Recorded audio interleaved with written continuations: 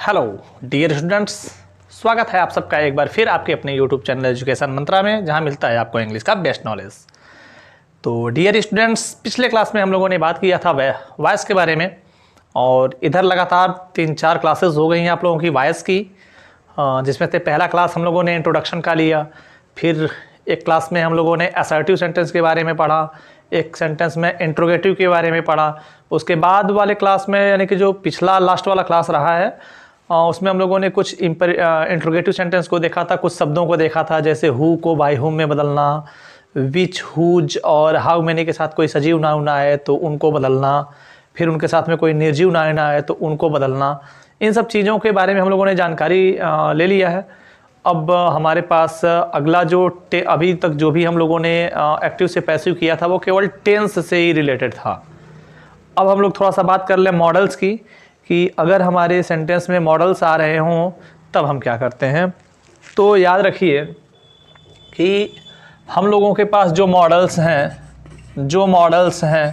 अब मॉडल्स में आप लोग जानते हैं मॉडल ऑक्सिलरी में क्या क्या है। हम लोगों के पास क्या है, कैन है, could, may, might, should, must. ठीक है, इस तरह से जो भी हम लोगों के पास मॉडल्स आते हैं, तो इसमें याद रखने वाली चीज़ें हैं। याद रखने वाली चीज़ ये है कि इन सब के साथ में जब हम लोग इन सब का पैसिव बनाएंगे तो इन सब के साथ में वर्ब जो है बी, ये बढ़ जाएगा। वर्ब बी बढ़ जाएगा। कैसे बढ़ेगा, तो आप लोग जानते हैं कि यह भी सेंटेंस लगभग टेंस की तरह से ही बनता है। आप बीच में क्या करते हैं, पहले सब्जेक्ट लिखते हैं और फिर उसके बाद हेल्पिंग वर्ब लिखते हैं, और हेल्पिंग वर्ब के जगह पे ही आप इनका प्रयोग कर लेते हैं। यानी कि हम अगर ये सीधे यहाँ पे कोई मॉडल लिख दें, ठीक है, मॉडल कर दें, और उसके बाद आपका मेन वर्ब आ जाए, और मेन वर्ब के बाद क्या, ऑब्जेक्ट आ जाए। अगर ऐसा हो तब पैसिव लिखते समय भी पैटर्न तो वही रहेगा जैसा आप लोगों ने अन्य जगह पे पैसिव किया था। ये क्या थे, कि ये थे कि ऑब्जेक्ट को बनाए थे सब्जेक्ट, यानी ऑब्जेक्ट को पहले लिखे, कैसे लिखे, सब्जेक्ट के रूप में लिखे। कैसे लिखे, सब्जेक्ट के रूप में। और इसके बाद आप लिखेंगे मॉडल को, जो भी मॉडल यहाँ पे दिया होगा वही मॉडल यहाँ भी आएगा। बस इसमें अंतर ये आएगा कि यहाँ पे बी बढ़ जाएगा। ठीक है, बी बढ़ जाएगा, मेन वर्ब का थर्ड फॉर्म लिखेंगे, और उसके बाद लास्ट में बाई लिख देंगे और सब्जेक्ट लिख देंगे। लेकिन ये सब्जेक्ट के रूप में न रह के ऑब्जेक्ट के रूप में होगा। इस चीज़ पर आपको ध्यान देना पड़ेगा। ठीक है, मान लेते हैं इसमें से हम कोई भी किसी भी मॉडल को उठाएंगे। अगर मान लीजिए हमारे पास एक्टिव सेंटेंस में लिखा है, क्या लिखा है, सी कैन राइट ए लेटर। देखिए यहाँ पर कैन मॉडल आ गया ना, आपको बिल्कुल भी परेशान नहीं होना है। आपको क्या करना है, पहले ऑब्जेक्ट को सब्जेक्ट बना लेना है। ऑब्जेक्ट है ए लेटर, इसी को बनाइए सब्जेक्ट, तो ये हो जाएगा ए लेटर। यहाँ पे हेल्पिंग वर्ब के जगह, मॉडल के जगह पे क्या आया, कैन आया, इसके साथ बी भी आ जाएगा। अब यहाँ पे लिख देंगे रिटन बाई, सब्जेक्ट आपका था सी, इसे लाके कर देंगे तो बाई हर हो जाएगा। देखिए कितना आसान है। अगर निगेटिव रहता है तो क्या करते हैं, मॉडल के बाद नॉट लगाते हैं, तो यहाँ भी मॉडल के बाद नॉट लगा देंगे। यहाँ इसमें नॉट आएगा, यहाँ पर इसमें आएगा। एक उसका भी एग्जांपल देखते हैं हम लोग। जैसे मान लेते हैं हमारे पास एक्टिव वॉइस का एक सेंटेंस हो जाता है, क्या हो जाता है, आई, इसमें से कोई मैं बदल दे रहा हूँ, ठीक है, आई मस्ट लर्न इंग्लिश। ठीक है, और यहाँ पे लिख दिए today, I must learn English, और टुडे आई मस्ट नॉट कर देते हैं, निगेटिव बता रहे हैं आप लोगों को। देखिए मॉडल के बाद नॉट आया ना, तो हम लोग जब पैसिव करेंगे तो इसमें भी मॉडल के बाद ही नॉट को लिखेंगे। यानी पैसिव करते समय परिवर्तन क्या क्या होना है। देखिए पहले तो हम लोग ऑब्जेक्ट को उठा के सब्जेक्ट बनाएं, तो ये हो जाएगा इंग्लिश। मॉडल है मस्ट, तो हम भी लिखेंगे मस्ट, इसी के बाद नॉट, नॉट के बाद आएगा be. English must not be. और क्या है, लर्न का थर्ड फॉर्म क्या होता है, लर्नड। यहाँ पे लिखेंगे बाई और आई को ऑब्जेक्ट बनाएंगे तो मी हो जाएगा। ठीक है, कोई कंफ्यूजन है इसमें? कोई कंफ्यूजन नहीं है। बाकी सारी चीज़ें एकदम टेंस की तरह से ही चल रही हैं, सारी चीज़ें एकदम टेंस की तरह से जाएंगी। मान लीजिए अगर एक इंट्रोगेटिव का हम एग्जांपल लेके देखें, देखिए यहाँ पर मान लीजिए एक्टिव वॉइस में इसमें से कोई भी अगर हम उठा लें, मान लीजिए हम कुड को उठा लेते हैं। ठीक है, कुड को शुरू में कर दें, could he by the sweets. देख लीजिए ध्यान से, इंट्रोगेटिव हो गया ना। और आप जानते हैं कि इंट्रोगेटिव में क्या होता है कि अगर वर्ब पहले हो यानी मॉडल पहले हो तो मॉडल को पहले करना पड़ेगा, किसमें, पैसिव में। क्या करेंगे, कुड को तो पहले ही लिखेंगे, कुड, क्लियर है। अब आपका सब्जेक्ट आना चाहिए, सब्जेक्ट कहाँ से आएगा, ऑब्जेक्ट से। तो कुड के बाद द स्वीट्स हो जाएगा, कुड द स्वीट्स, बी बचा हुआ है, बी इसी का हिस्सा है। मैंने कहा था कि किसी भी मॉडल के साथ पैसिव वॉइस में बी इंक्लूड करना जरूरी है, बी जरूर रहेगा। तो हो गया कुड द स्वीट्स बी, और बाई का थर्ड फॉर्म हो जाएगा बॉट, यहाँ पे लिखेंगे बाई और ही का ऑब्जेक्ट कर देंगे तो हिम हो जाएगा। हो गया ना क्वेश्चन मार्क, कितना आसान है। मॉडल्स में आई थिंक आप लोगों को कहीं से कोई दिक्कत आनी ही नहीं चाहिए। और ये जो मॉडल्स हैं, अगर मान लीजिए इसमें कोई क्वेश्चन वर्ड आएगा तो क्वेश्चन वर्ड कहाँ होगा, इस कुड के पहले क्वेश्चन वर्ड हो सकता है, कोई भी क्वेश्चन वर्ड हो सकता है। तो क्वेश्चन वर्ड को भी आप लोग वैसे ही बनाएंगे जैसे आप लोगों ने इंट्रोगेटिव सेंटेंस में बनाया था। इंट्रोगेटिव सेंटेंस में और इसमें कोई अंतर नहीं। जो आप लोगों ने असर्टिव पढ़ा तो असर्टिव में आपका ये शामिल हो जाएगा, ये शामिल हो जाएगा।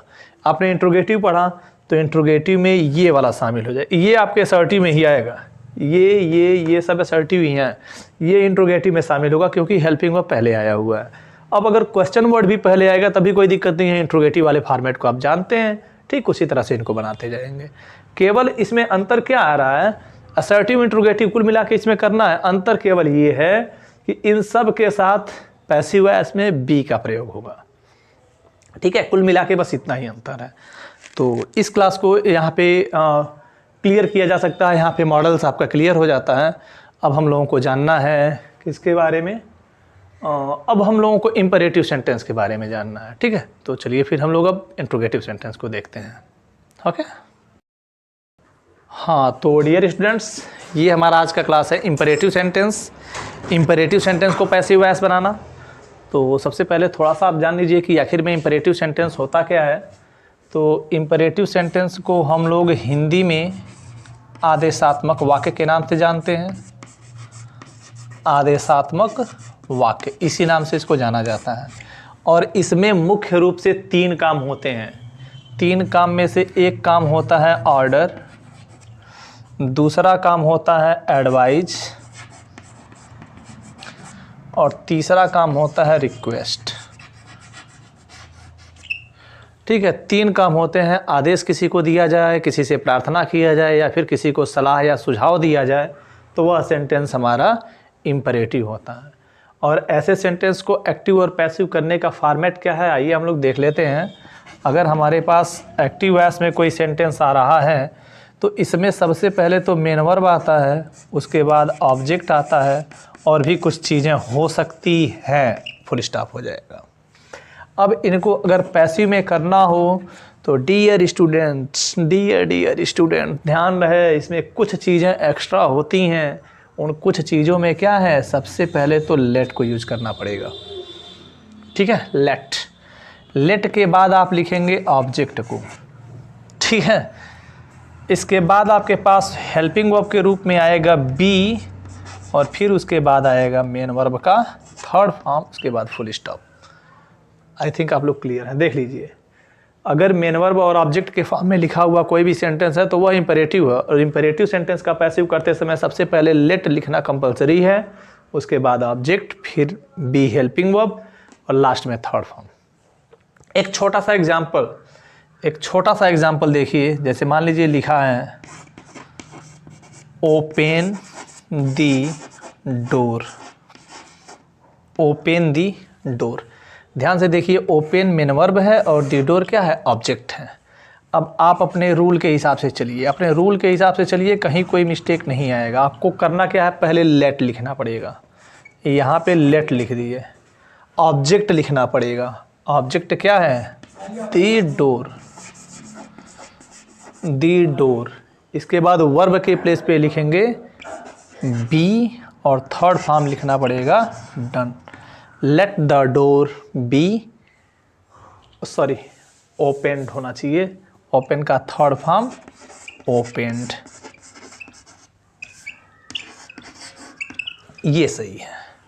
ठीक, एक और एग्जांपल देखिए, मान लेते हैं हमारे पास एग्जांपल है डू इट, छोटा है और टेढ़ा है, डू इट। ठीक है, डू क्या है, मेन वर्ब है और इट क्या है, ऑब्जेक्ट है।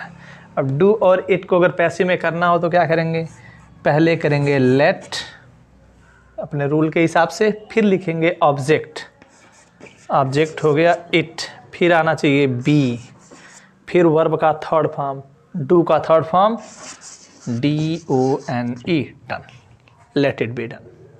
ठीक है, आई होप कि आप लोगों की चीज़ें समझ में आई हैं। चलिए इसको एक निगेटिव हम लोग करके देखना। मान लीजिए हमारे पास अगर निगेटिव में यही सेंटेंस आ गया, क्या, do not do it, do not do it. हम लोग जानते हैं कि डू नॉट अगर किसी सेंटेंस के शुरू में आ जाए तो वह इंपरेटिव हो जाता है। डू नॉट डू इट ये आपका इंपरेटिव है। अब इसको जब पैसिव में करना हो, कोई विशेष अंतर नहीं आएगा, लेट अपने जगह पे रहेगा, ऑब्जेक्ट भी आ जाएगा, लेट इट, इसके बाद आ जाएगा नॉट, इसके बाद बी और इसके बाद डन। ये क्लियर है, let it not be done.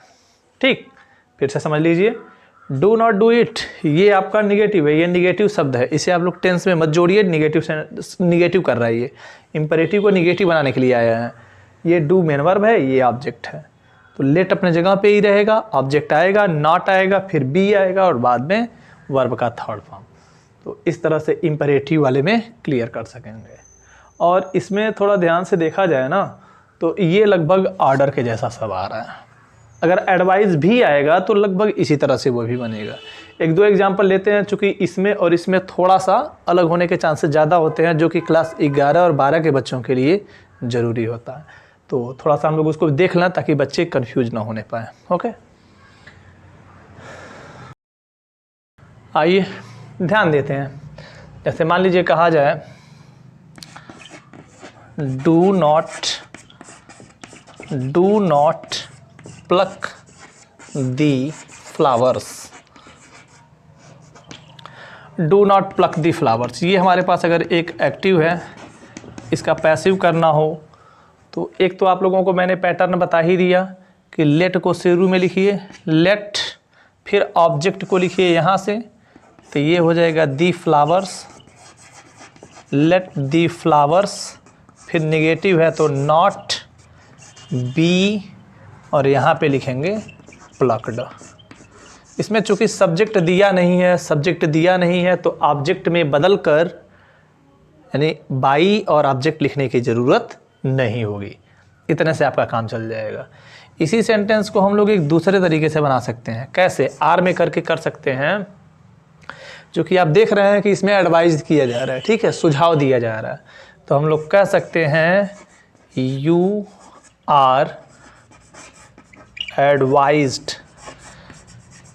केवल नॉट यहीं से उठा लीजिए, नॉट और यहाँ पे वर्ब के पहले टू लिख दीजिए, not to pluck the flowers. ध्यान दीजिए, अगर एडवाइस किया जा रहा है तो यू आर एडवाइज्ड, टू का प्रयोग होना चाहिए बट निगेटिव है तो नॉट आ गया है। ठीक है, you are advised not to pluck the flowers. एक और देखिए, मान लेते हैं अगर हमारे पास एक्टिव वॉइस में आ गया, क्या आ गया, help the poor, help the poor. दोनों पैटर्न आपके पास हैं। एक तो पैसिव करते समय आप इसको कह सकते हैं क्या, लेट द पुअर, यहाँ लिखेंगे बी, यहाँ पे helped, let the poor be helped.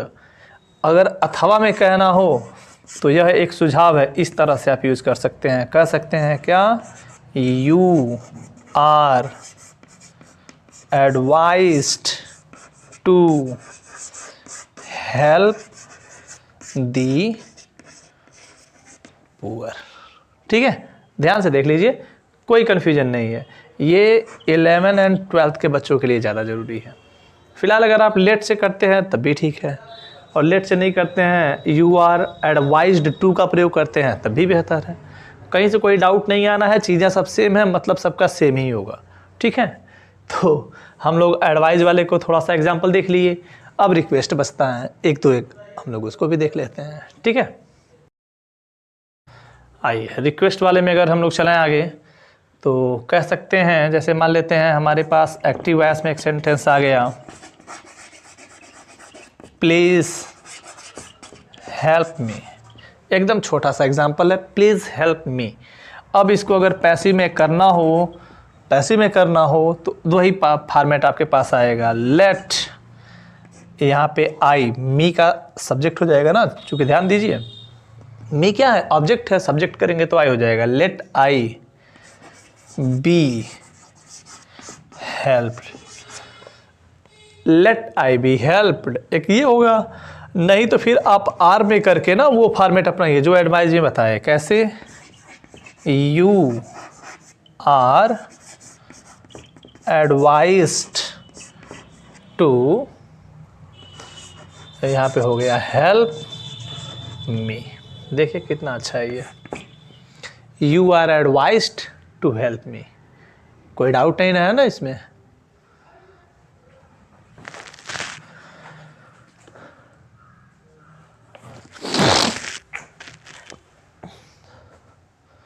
I think सारी चीज़ें यहाँ क्लियर हैं, कोई डाउट नहीं है। चलिए एक दो एग्जाम्पल और करके देख लेते हैं। मान लेते हैं मेरे पास सेंटेंस है क्या, गिव मी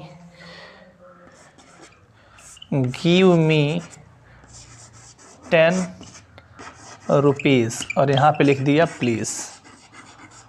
कोई कन्फ्यूज़न नहीं है, ठीक है। बड़े आसानी से आप लोग इसको पैसिव कर सकते हैं। लेट को लिखिए शुरू में, फिर ऑब्जेक्ट को उठा लाइए यहाँ से, लेट 10 रुपीज़ बी, और क्या है, वर्ब का थर्ड फॉर्म गिवन, लास्ट में लिख दिया जाएगा me. Let 10 rupees be given me. एक तो ये हो गया। दूसरा, इस तरह से अगर करना चाहें तो हो सकता है, क्या हो सकता है, यू आर एडवाइज्ड टू, बाकी सब सेम रहेगा। ये शुरू वाला line, give me, you are advised to give me 10 rupees. ठीक है, तो आई थिंक आप लोग इसको समझ चुके हैं, अच्छे से समझ लिए हैं, इसमें कहीं कोई डाउट नहीं रह गया है। ठीक है, तो ये इम्परेटिव सेंटेंस, ये एक चीज़ छूट रहा था आप लोगों का, छूट नहीं रहा था, बस हम लोग चूँकि क्लास को आगे बढ़ाते जा रहे हैं तो एक एक क्लास आता रहेगा, एक एक क्लास समाप्त होता रहेगा। तो डियर स्टूडेंट्स, ये रहा आप लोगों का इम्परेटिव सेंटेंस। अब तक हम लोगों ने असर्टिव, इंट्रोगेटिव और इम्परेटिव 3 तरह के सेंटेंस को देख लिया, और चौथा जो सेंटेंस होता है ऑप्टेटिव, पांचवा होता है एक्सक्लेमेटरी। इन दोनों का पैसिव वॉइस बनता नहीं है, तो फिर आपको उसमें ज़्यादा परेशान होने की ज़रूरत नहीं है। तो डियर स्टूडेंट्स, आज के क्लास को बस यहाँ पे कंप्लीट किया जाए, यहाँ पे क्लोज किया जाए। अब बचेंगी कुछ स्पेशल रूल्स जिसे लेकर आएंगे हम लोग अपने नेक्स्ट क्लास में। जो भी छोटी मोटी चीज़ें हैं स्पेशल रूल को लेके, कि विशेष ध्यान देने योग्य बातें कौन कौन सी हैं। फिलहाल हमको लगता है कि क्लास 9th और 10th के लिए, 10th क्लास तक के सभी बच्चों के लिए ये कंप्लीट हो चुका है, कोई डाउट नहीं है। और 11 एंड 12th के लिए बेसिक जानकारी हो चुकी है। 11 और 12 वाले केवल अभी तक इसको बेसिक जानकारी ही समझें। स्पेशल रूल्स जो बाकी हैं वह मुख्य रूप से इम्पॉर्टेंट है 11 12th के बच्चों के लिए, और जो कॉम्पिटिटिव लेवल के एग्ज़ाम के बच्चे हैं उनके लिए भी वही ज़रूरी है, स्पेशल रूल्स। जनरल रूल, अभी ये सब जनरल रूल चल रहा था, केवल 10 तक के बच्चों के लिए है। स्पेशल रूल्स ये इम्पॉर्टेंट होता है 11 एंड 12 के बच्चों के लिए, जिसे हम लोग लेकर आएंगे अपने नेक्स्ट क्लास में। तब तक आप लोग बने रहिए, देखते रहिए। बहुत जल्दी ही हम लोग फिर मिलेंगे कुछ और इंटरेस्टेड चीज़ों को लेके, कुछ नए क्लास, नए उत्साह, नए जोश के साथ। मज़ा आ जाएगा पढ़ने में, और मज़ा आ जाएगा आप लोगों को भी पढ़ने में। अब मुझे बताने में मज़ा आएगा, आपको जानने में मज़ा आएगा। तो फिर मिलते हैं हम लोग अपने नेक्स्ट क्लास में। तब तक take rest, enjoy your self, have fun, be happy, be healthy. मिलते हैं आप लोग नेक्स्ट क्लास में। Okay, thank you for watching this class.